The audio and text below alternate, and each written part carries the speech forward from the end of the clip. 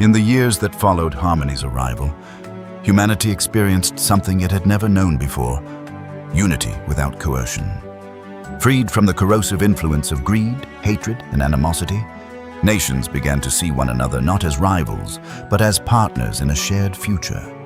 Out of this transformation emerged the Global Humanitarian Alliance, a worldwide cooperative formed not to govern the planet, but to guide its collective progress.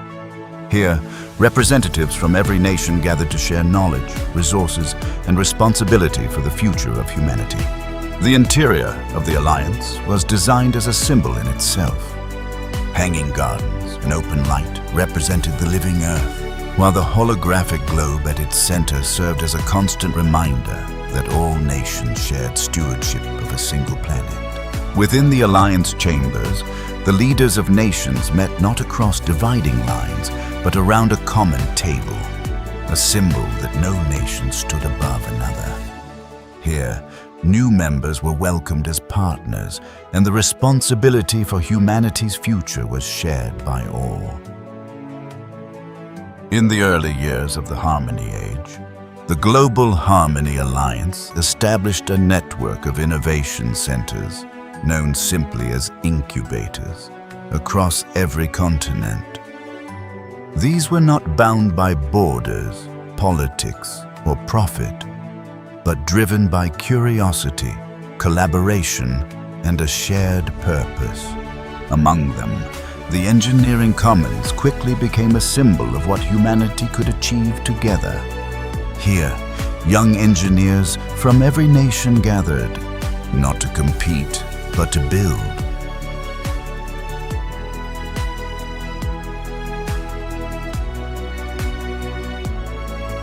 One of their earliest projects began as something almost playful, a challenge inspired by fiction to recreate a hovering land speeder, once imagined only in cinema. But this was no ordinary workshop. With the advent of large-scale molecular fabrication, what many came to call universal 3D printing, complex components could be designed, tested, and produced within hours, not months. Entire systems were iterated in real time. Materials once considered rare or impossible became readily available. Prototypes evolved with each passing day. If we adjust the magnetic flux here, we reduce the energy consumption by 20%. But what about the stability at high velocity? The energy readings are stabilizing. Field generators at optimal capacity. I think we have hover. The field generator is stable. Look at the output. Incredible. The repulsion field is holding steady. The dampeners are fully engaged. Incredible. The repulsion field is at 90% efficiency. That's a stable hover right there. Look at the stability, it's perfect. Vector alignment is holding steady at 99.8%. The emitters are well within optimal What parameters. began as a curiosity became a breakthrough. The principles uncovered in that early speeder, fields of controlled repulsion interacting with the planet itself, would lay the foundation for something far greater. Not just new vehicles, but a new understanding of motion, energy, and possibility. And within these incubators, across the world, humanity was just getting started. As research expanded into the propulsion commons, those same principles were intensified, directed, and scaled. The result was the emergence of the first generation of sublight engines. Engines capable of sustained acceleration without conventional thrust. Systems that allowed humanity to move through space with unprecedented efficiency. Watch the field alignment when I expand the coil structure. Plasma stability is increasing. The integral calculations confirm that trajectory. The magnetic field alignment is stable. Look at the containment flow. I'll open the coil at 6 degrees. See how the field lines realign along the axis? Got it. Sliding stability up to 0.94, plasma narrows but the curve's peaking. Let me note that dB over dt flattens past this threshold. Good. Now rotate the coil back.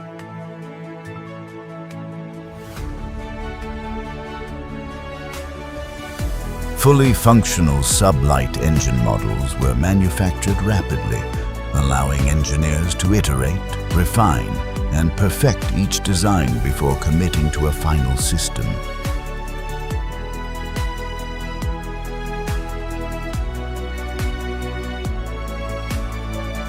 The first generation of sublight vessels marked a turning point in human capability. No longer bound by conventional propulsion, these craft harnessed controlled field dynamics, allowing sustained acceleration far beyond previous limits. And with that breakthrough came a new ambition. A steady stream of cargo vessels began their journey outward, each one carrying the raw materials needed to construct something humanity had never attempted before. Piece by piece, it took shape. A station built not for exploration, but for industry. A foothold in the outer reaches of the solar system. Sublight engines opened the outer worlds to human reach, enabling the construction of vast yet elegant mining stations in orbit around Titan. Within Saturn's drifting debris fields, abundant resources were gathered, fueling the expansion of habitats across the solar system. During one such operation, an unusual discovery was made. Amid countless fragments, a single object stood apart. The fragment was recovered and returned for analysis. Extensive testing revealed no immediate application. It was classified as an anomalous material, catalogued, archived, and ultimately set aside. However, warp was still their dream. But cold fusion was not enough.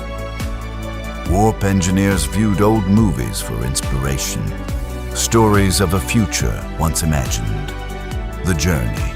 These are the journeys of the flagship Orion, to seek out new worlds, not for what we might find, but who.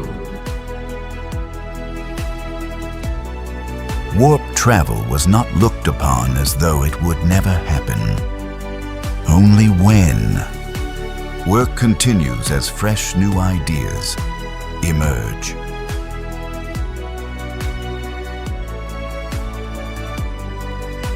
Across countless simulations, the outcome remained unchanged. The equations were sound, the models consistent, and yet the field refused to stabilize. We have a full collapse. The inconsistencies are too great. Acknowledge. Each attempt Data brought captured. refinement, precision, control, The field is flickering. There, it collapsed. but never resolution. Gravimetric forces exceeded tolerance levels. It's collapsing again. The energy fluctuations But within the data, something began What if to we repeat. modulate the field using the crystal structure? Distortion field Not deeply part sized of again the at 40 model. milliseconds. Not part of the design, but present nonetheless. Quietly pointing at something that cannot be explained. Most would have left it there, catalogued, archived, forgotten. But one engineer chose otherwise.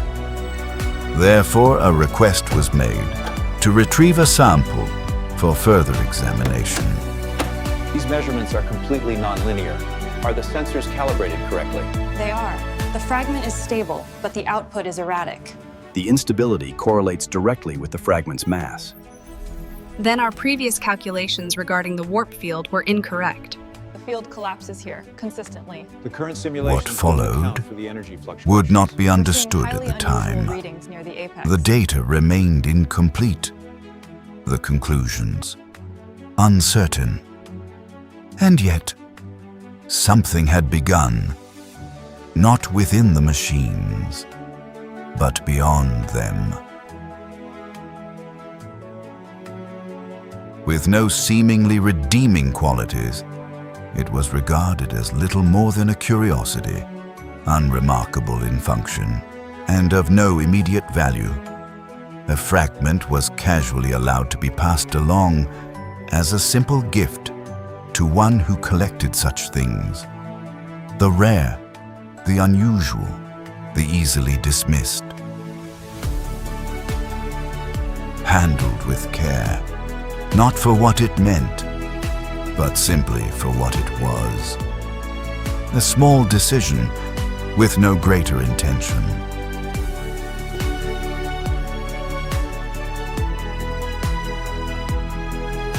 It's an anomalous crystal, recovered from the debris fields of Saturn.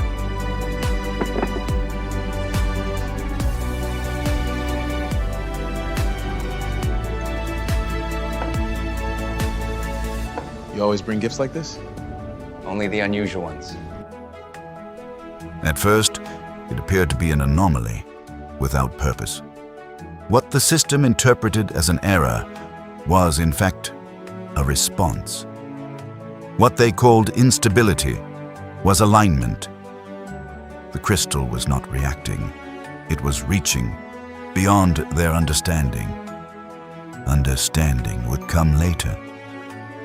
By then, harmony's presence was already fading. And without it, what then?